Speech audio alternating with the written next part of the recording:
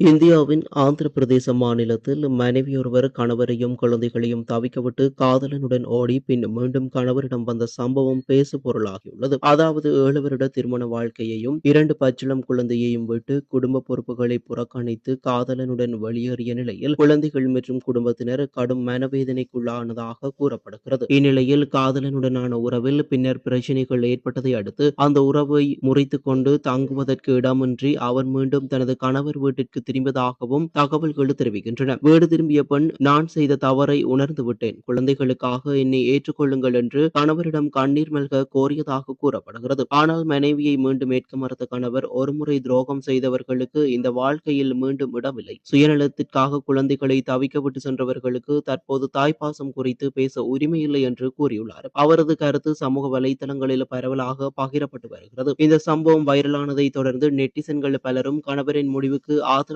தெரிவித்து வருகின்றனர். மன்னிப்பு என்பது தவறு செய்தவர்களுக்கு தான், திட்டமிட்டு துரோகம் செய்தவர்களுக்கு அல்ல என்றும், உடைந்த நம்பிக்கையை மீண்டும் கட்டியெழுப்புவது கடினம் என்றும் பலர் கருத்து வெளியிட்டு வருகின்றனர். அதேவேளை சிலர் குழந்தைகளின் எதிர்காலத்தை கருத்தில் கொண்டு இருவரும் சமரசம் காண வேண்டும் என்றும் கருத்து தெரிவித்து வருகின்றமை குறிப்பிடத்தக்கது.